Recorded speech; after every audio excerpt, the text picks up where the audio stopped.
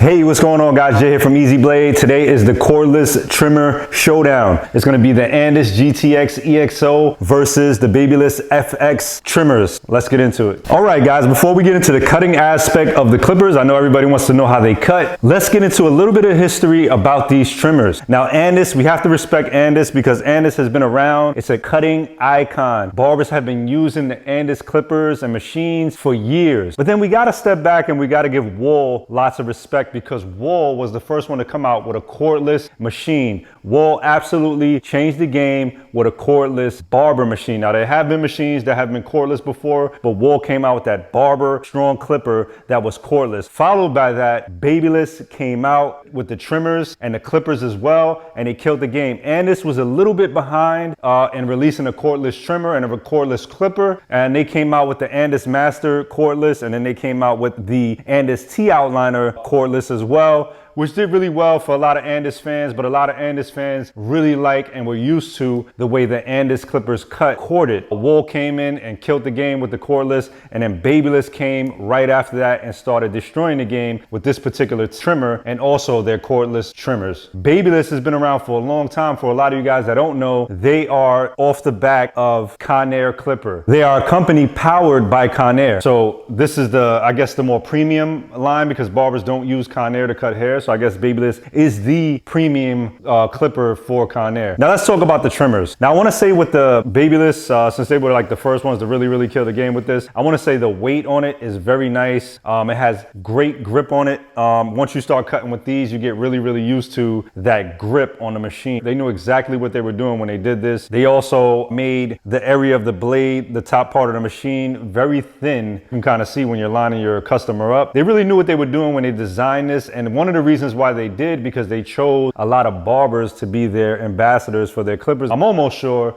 that they went over design. You see a lot of barbers have their own sponsored clippers. They have their name on clippers. So I'm sure that the design and the color schemes, they really got involved with the industry head on, with the actual barbers, with the actual influencers in the industry. They really got involved with them, and that's why they were so successful, because I guess they went in there and asked what they wanted. Now, Andis, on the other hand, they definitely have a lot of great influencers as well. I don't know how the design process went with the influencers, but as you can see with this particular trimmer, they knew what they were doing, and it looks like they spoke to people, because this is an iconic clipper cut. Now, this has been going on for years. If a lot of you guys that don't know, the Andis clippers used to get cut back in the day around this area of the machine. The clippers used to get cut to keep, not only to keep the clipper cool, also so that you can see when you're lining somebody up, that casing was always in the way, and it just made the trimmer a lot cooler. It didn't get as hot as it used to. Now, for a lot of you younger guys out there that have been cutting hair for a few years, you guys only know cordless clippers, but I come from the corded clipper era, and clippers used to get hot when you use them all day, especially if you take long on cutting hair. Now you got these rotary motors that they just die on you. They won't get hot. You just got to plug them back in. Now, I want to say with the babyliss trimmer, I think they did a great job by putting a cord at the bottom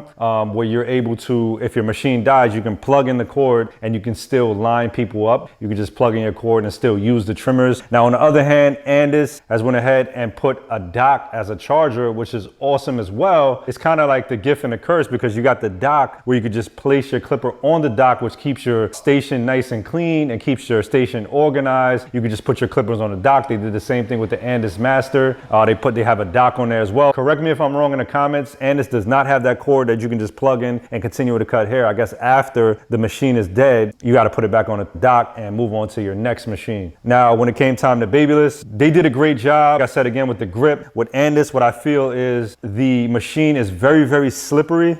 This is a nice flat black machine. It's really slippery, and it almost feels like it can slip out your hand. It doesn't feel like there's grip, but they can't change their design. You can put rubber grips on top of your machine to kind of give it that grip if that's what you need. Like I said, it feels really slippery when you're shaping somebody up and you're trying to do a beard and you're holding the machine upside down. You almost feel like you're gonna drop the machine by mistake, which is really scary. The price of the Andis machine can run anywhere from $200 to over $200, and then the price on the babyliss can run anywhere from $100 to $150 depending on where you get it. Okay, guys, now let's talk about power. When it comes to power with the Andis machine, I feel like it is pretty powerful. It's a lot better than the first one that they did have, so I could definitely feel the way more power power in this. Now, when it comes time with the babyliss, it's always been powerful since the beginning. The metal body of it, the weight of it, the power of it, just made you feel like you were still holding a corded clipper. For all my old school barbers, it made you feel like you were still holding something solid. When it came to the Andis, it's very, very light. It's a little lighter than the original Andis, obviously, because the original Andis had a heavy motor inside of it. But when you're used to this body of the machine and you're used to that heavy motor, I want to say that heavy motor kind of grounded the machine, kind of gave it more weight. And even though it was kind of slippery, you still had that weight in your hand. So it feels too light to me. Now, I do want to say with the babyliss, I've noticed after a while, I don't know if it was the first run of their clippers, it gets a little loud. These machines get a little loud after, I want to say, about 6 to 7 months, 8 months. Now, it could have been the first run because this particular one is the first run. So I don't know what they're doing now to fix that. So that was a little bit of a problem that I noticed with the babyliss. Now, again, the Andis, great power, and it looks like it's going to last a long time. But again, they just were released. So we'll see if there's any flaws or anything like that. Now, let's get more into the cutting aspect of the machines. Okay, so with the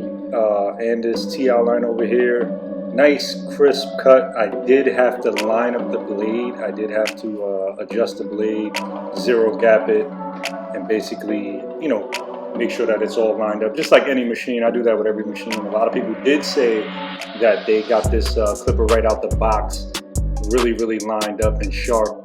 But in my particular case, I had to line it up myself. As you can see, it's really, really cleaning up the hair. I got to give it to them with this blade. The blade is amazing. After you line it up, it's really sharp, and it really, really gets the job done.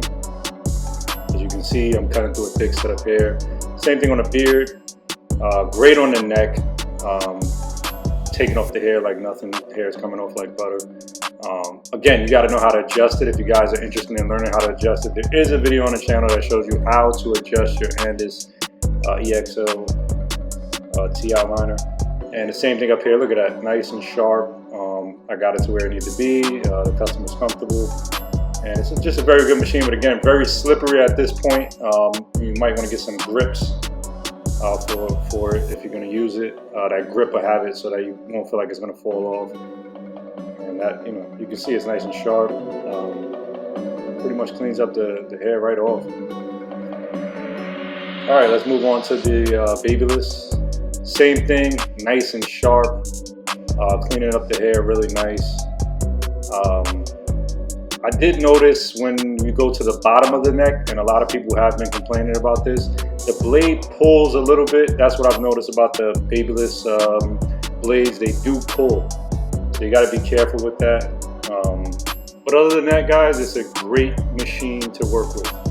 Okay guys, Jay here from EasyBladeShavingProducts.com. I hope this video helped you guys out a lot. Again, it's going to be very hard to choose between the two machines. They both do the same thing, but they both feel different. So I guess it's all about preference, guys. Whatever works for you, whatever you feel, whatever budget you have, whatever is going to make you feel the way you want to feel when you're cutting hair. Talk to you guys soon.